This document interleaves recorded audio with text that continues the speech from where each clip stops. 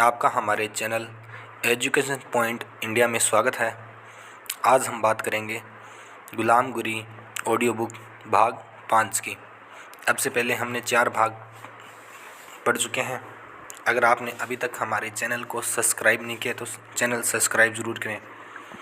भाग 5 में हम नरसिंह, हिरण्यकश्यप, प्रहलाद, विप्र, विमोचन आदि के संबंध में ज्योतिराव और ढोलीराव के संवाद को पढ़ेंगे। ढोलीराव: वराह की मृत्यु के बाद द्विज लोगों का मुख्य कौन हुआ? ज्योतिराव: नरसिंह। ढोलीराव: नरसिंह स्वभाव में कैसा था? ज्योतिराव: नरसिंह स्वभाव से लालची, धोखेबाज, विश्वासघाती, विनाशकारी, क्रूर और भ्रष्ट था। वह शरीर में बहुत मजबूत और बलवान था। ढोलीराव: उसने क्या किया था? ज्योतिराव: सबसे पहले उसने मन में हिरण्यकश्यप की हत्या करने का विचार आया। उसने यह अच्छी तरह समझ लिया था कि उसकी हत्या किए बगैर उसका राज्य उसे मिलने वाला नहीं। अपना दुष्ट उद्देश्य सफल करने के लिए उसने गुप्त हरकतें करनी शुरू कर दी।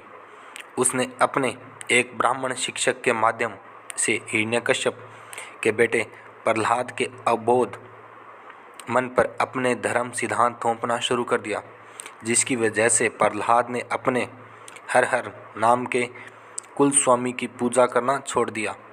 बाद में हिरण्यकश्यप ने प्रहलाद के भ्रष्ट हुए मन को पुनः अपने कुल स्वामी की पूजा करने के लिए राजी करने के लिए हर प्रकार का प्रयास किया, लेकिन नरसिंह की ओर से प्रहलाद को भीतर से मदद मिलने के कारण हिरण्यकश्यप के सारे प्रयास बेकार गए। अंत में नरसिंह ने उस अबोध बालक को अपने बहकावे में लाकर उसका मन इस प्रकार भ्रष्ट किया कि उसने अपने पिता की हत्या करने की ठान ली।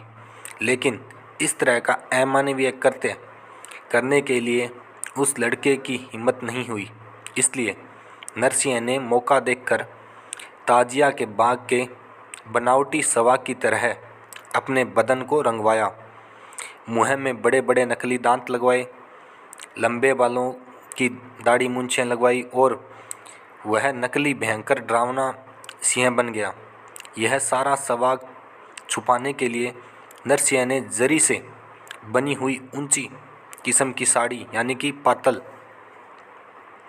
पहन ली और सती की तरह अपने मुंह पर लंबा सा घूंघट डालकर बड़े ही नखरेल ढंग से घूमते लहराते हुए उस बच्चे की मदद से एक दिन उसके पिता द्वारा बनवाए विशाल मंदिर में, जहां बहुत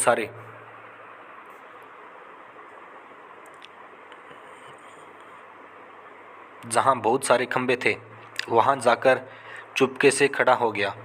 उसी समय हिरण्यकश्यप सारे दिन के शासन भार से थका अपने मंदिर में आकर आराम करने के उद्देश्य से ज्यों ही पलंग पर लेटा, नरसिंह ने बड़ी तेजी के साथ सिर का घूंघट खोलकर आंचल को कमर में लपेटकर उन खंभों की ओर से निकलकर हिरण्यकश्यप के बदन पर कातिलाना ढंग से टूट पड़ा।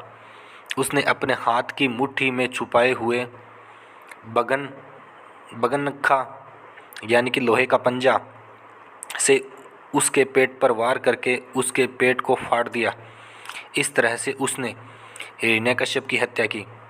बाद में नरसिंह वहाँ से सभी ब्राह्मणों को साथ लेकर रात और दिन एक करके अपने मुल्क में भाग गया। इधर नरसिंह ने प्रहलाद को तो बुलावे में रख दिया था, लेकिन जब क्षत्रियों को यह ध्यान आया कि नरसिंह ने घोर अमानवीय कर्म किया है, तब उन्होंने आर्य लोगों को द्विज कहना बिल्कुल त्याग दिया और नरसिंह को विप्रिय कहने लगे। इसी विप्रिय शब्द से बाद में उसका नाम विप्र पड़ा होगा। बाद में क्षत्रियों ने नरसिंह को नारसिंह यानी सिंह की औरत कहकर कोसना शुरू कर दिया। अंत में हिरण्यकश्यप के बच्चों में से कईयों ने नरसिंह को पकड़कर उसको उचित दंड देने की कोशिश की, लेकिन नरसिंह हिरण्यकश्यप की राजसत्ता हड़पने की इच्छा छोड़कर केवल अपने मुल्क और अपनी जान को बचाते हुए किसी प्रकार दोबारा प्रयास नहीं किया और मर गया। चैनल को अभी तक आपने सब्सक्राइब नहीं किया है तो चैनल सब्सक्राइब ज़रूर करें। धोड़ीराव। फिर नरसिंह के इस तरह के अमानवीय कृत्यों के कारण से उसके नाम को लेकर बाद में कोई उसकी थू थू न करे, इस डर से विप्र इतिहासकारों ने कुछ समय बाद उचित समय जान नारसिंह के बारे में यह सिद्ध करने की कोशिश की कि वह तो खंबे से पैदा हुए। इस तरह उसके नाम के साथ कई झूठी कल्पनाएं गढ़कर इतिहास में घुसेड़ दी होगी। ज्योतिराव। हाँ, इसमें भी कोई शक नहीं, क्योंकि यदि वह खंबे से पैदा हुआ माना जाए तो उसकी गर्भ की नाल दूसरे किस व्यक्ति ने काटी होगी और उसके मुँह में दूध का स्तन दिए बगैर वह कैसे जिया होगा। बाद में वह किसी न किसी दाई या बाहर का दूध पिए बगैर छोटे से बड़ा कैसे हुआ होगा। शायद ऐसा भी हो सकता है यदि यह कहा जाए, लेकिन दृष्टि में इस तरह से कुछ भी घटते हुए दिखाई नहीं देता। यह तो प्रकृति के नियम के विरुद्ध ही है। इन लापरवाह विप्र ग्रंथकारों ने नारसिंह को एकदम लकड़ियों के खंभों से पैदा करवाते ही बिना किसी सहायता के अपने आप ही इतना शक्तिशाली दाढ़ी मूंछ वाला अक्ल का दुश्मन बना दिया कि उसने तुरंत ही हिरण्यकश्यप की हत्या कर डाली। हाय, जो पिता अपनी समझ के अनुसार पितृधर्म की भावना को अपने मन में जगाकर केवल शुद्ध ममता से अपने सवे के पुत्र का मन सच्चे धर्म में लगाने का प्रयास कर रहा था, उस पिता को आदि नारायण के अवतार द्वारा मार दिया जाना क्या उचित था। इस तरह का अमानवीय कुरुक्रम अज्ञानी मनुष्य का अवतार भी शायद ही करेगा। आदि नारायण का अवतार होने की वजह से उसे चाहिए था कि हिरण्यकश्यप को दर्शन देखकर यह विश्वास दिलाता कि वह आदि नारायण का अवतार है और वह पिता पुत्र में सुलह करवाने आया है, लेकिन ऐसा न करके उसने हिरण्यकश्यप की हत्या कर डाली। यह कितने आश्चर्य की बात है कि यदि वह इस हिरण्यकश्यप को उपदेश देकर उसको समझा नहीं पाया तो फिर वह उसकी बुद्धि का दाता कैसे हुआ। उसने यह सिद्ध होता है कि नारसिंह में किसी सामान्य क्षत्रिय से भी कम अकल थी। फिलहाल भारत में अमेरिकी और यूरोपियन मिशनरियों ने यहाँ के कई युवकों को ईसाई बना दिया, लेकिन उनमें से किसी ने भी किसी ईसाई युवक के पिता की हत्या नहीं की। यह कितना बड़ा आश्चर्य है। धोड़ीराव। नारसिंह की ऐसी दुर्दशा होने पर विप्रों ने प्रहलाद का राज्य हड़पने के लिए कुछ कोशिश भी की या नहीं। ज्योतिराव।